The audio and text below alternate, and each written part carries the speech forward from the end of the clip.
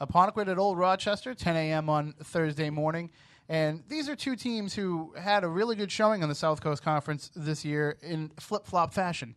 Old Rochester started off really strong and faded toward the end.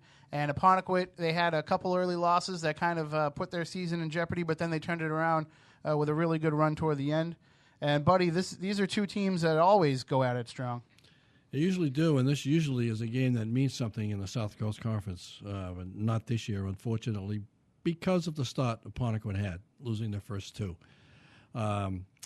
However, the game means nothing, and that's primarily because Old Rochester went into the tank after winning the first 3 games. They've lost 5 in a row.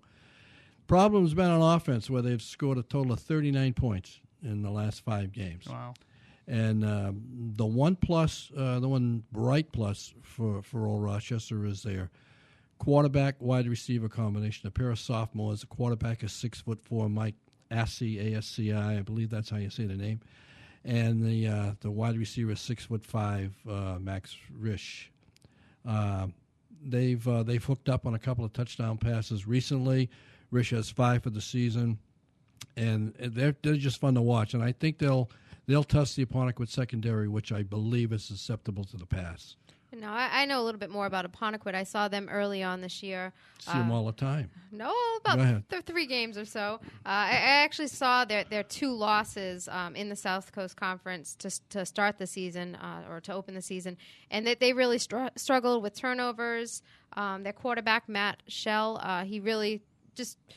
He didn't really know, to hold on to the ball. He was trying to find his own. It was a learning process. Yeah, it was a learning process. And then after that, after the 2 losses, I actually saw them beat Fairhaven, which everything kind of came together. They didn't have any turnovers.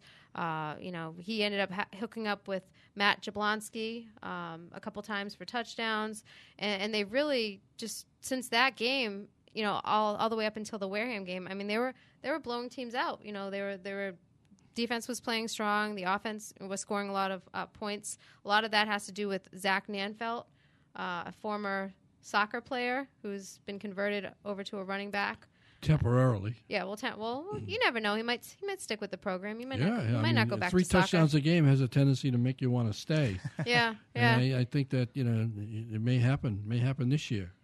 Well, I know he has 13 touchdowns and 28 extra points this year, and he's second in the area for scoring overall. But no goals.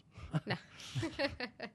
Which I'm sure the soccer program would have liked to have him. Well, they didn't really miss him much, did they? They had a very good season. No, but they did we digress. Yeah. To get back to football. Zach Nanfeld told me he plans on sticking with football throughout high school, and then he's going to go back to soccer in college. So good luck getting a college soccer scholarship doing that. But, Well, he plays all year round. Well, he's a good athlete. Yeah, he's a very good athlete. So let's get some picks on this game. Buddy, your thoughts? Oh, I think Apponequet will win easy, 38-7 with Laurie's friend Nanfeld scoring 3 times. And I have it a little bit more conservative. I have it Apponequet 21, Old Rochester 8.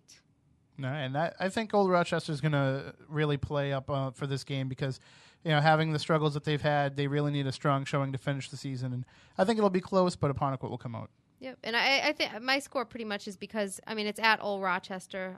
Sometimes it's tough to play there. I've covered that game a few years ago, Apponequet at Old Rochester on Thanksgiving, and it's a different atmosphere. It's not like being in Lakeville. So, all right, so Apponequet at Old Rochester, 10 a.m. on Thursday morning.